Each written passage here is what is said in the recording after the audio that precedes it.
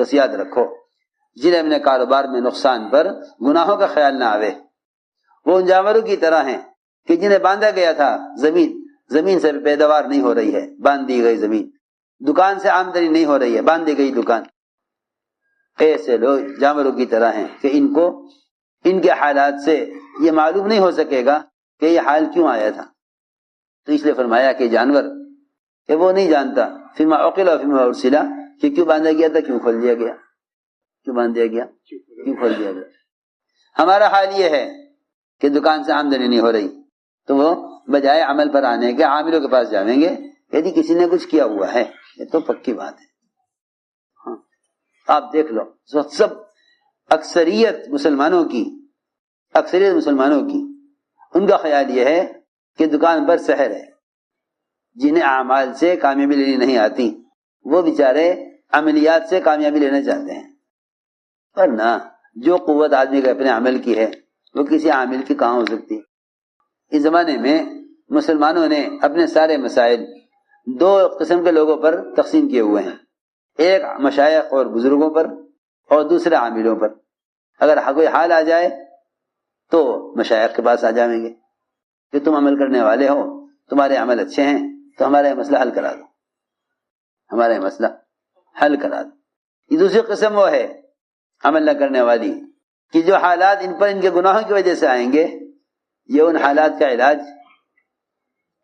علاج عاملوں سے کرائیں گے۔ میں کوئی عامل بتاؤ، ارے عامل، ایک صاحب میرے سے کہنے لگے کہ آپ کے علم میں کوئی عامل ہے؟ میں نے کہا بھائی میرے علم میں تو آپ ہی عامل ہیں، اگر آپ عمل صحیح کریں گے تو آپ کامیاب ہیں، اگر آپ کے اعمال برے ہیں تو باہر کا عامل کیا کر لے گا، باہر کا عامل کیا کر لے گا۔ یہ حال ہے لوگوں کا کہ وہ عملیات کرنے والوں کو تلاش کرتے ہیں بجائے اس کے کہ اپنے اعمال سے اللہ کو راضی کر کے اللہ کی ذات سے بہرحال فائدے اٹھائیں۔ جی ہاں، مارے پھرتے ہیں۔ دو لوگوں کی قسم کی تلاش ہے مسلمانوں کو جو حالات میں ہیں، ایک عاملوں کی تلاش ہے اور دوسرے اس تلاش میں رہتے ہیں کہ کوئی مستجاب الدعوات مل جاوے جس کی دعا قبول ہوتی ہو۔ ایک صاحب نے پوچھا کہ بھئی آپ کے علم میں ہے کوئی مستجاب الدعوات؟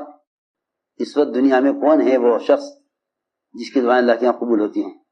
ہاں، اور بعض لوگ تو بتا بھی دیتے ہیں کہ بھئی آج کل دنیا میں فلاں شخص ہے وہ مستجاب الدعوات ہے۔ تو یہ پوچھا کہ بھئی آپ کو معلوم ہے مستجاب الدعوات؟ میں نے کہا بھئی یہ تو مجھے معلوم نہیں۔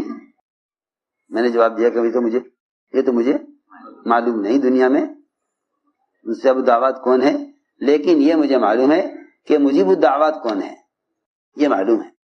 یہ مجیب الدعوات کون ہے یہ تو معلوم ہے، کہ دعاؤں کا قبول کرنے والا کون ہے وہ تو معلوم ہے کہ اللہ ہے، لیکن مستجاب الدعوات کون ہے کہ اللہ کس کی دعا قبول کرتے ہیں یہ تو ہم جانتے نہیں۔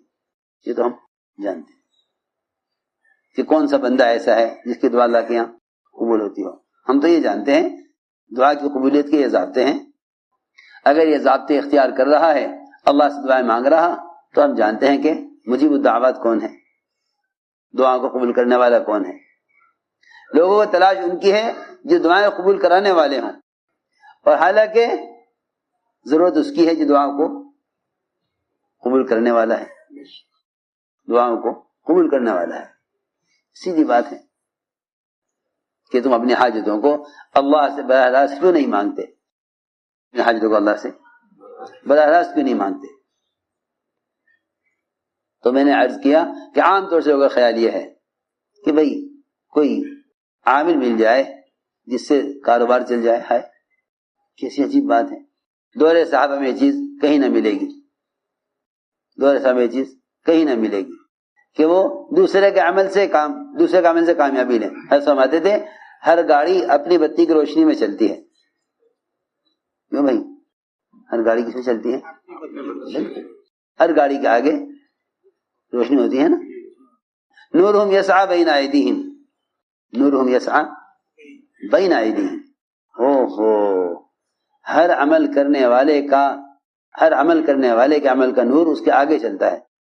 نورہم یسعی بین ایدیہم، نورہم یسعی بین ایدیہم۔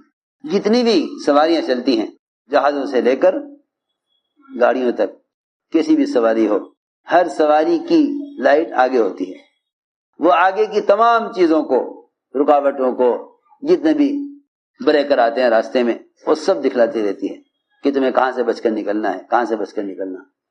ہر گاڑی کے آگے کی بتی ہوتی ہے، ہر گاڑی کے آگے بتی ہوتی ہے۔ جتنی تیز رفتاری سے وہ گاڑی چلے گی جو اپنی روشنی میں چل رہی ہے، کتنی تیز رفتاری سے وہ گاڑی نہیں چل سکتی جو دوسروں کی روشنی میں چل رہی ہے۔ اب سب کا خیال یہ ہے کہ بھئی بزرگوں کے عمل سے، بزرگوں کے اعمال سے اپنے مسائل حل کرواؤ۔ یوں سمجھتے ہیں اللہ والے اس لیے بنائے جاتے ہیں دنیا میں تاکہ عام انسانوں کی حاجتیں پوری ہو جائیں۔ لوگ اپنی حاجتوں کو اولیاء کی کرامتوں سے پورا کرانا چاہتے ہیں، حالانکہ اگر ولی کرامت ظاہر ہو رہی ہے تو ولی کی کرامت اس کے اپنے عمل کی ہے، ولی کی کرامت اس کے اپنے عمل کی ہے، ولی کی کرامت اس کے اپنے عمل کی ہے۔ تم اگر کرو گے عمل تو اللہ تمہارا بھی کرام کرے گا۔ کرامت کیا ہے؟ کرامت کیا ہے؟ لوگوں نے کرامتوں کو کوئی بڑی اونچی چیز سمجھا ہوا ہے۔ کرامت کیا ہے؟ کرامت ہے اللہ تعالی کا اپنے بندے کا اکرام کرنا، اللہ بندے کا اکرام کرے کہ شکر نہیں تھی، بغیر شکر کے اللہ نے شکر دے دی، وہ گنج شکر ہو گئے۔ وہ کون ہو گئے؟ گنج شکر۔ وہ کون ہو گئے؟ گنج شکر۔ سمجھ آئی بات؟ ہاں، گنج شکر کی کرامت کیا؟ کہ گنج شکر کی کرامت یہ ہے کہ اللہ نے اپنے ولی کا اکرام کیا، اللہ نے ولی کا اکرام کیا کہ بغیر شکر کے شکر دے دی۔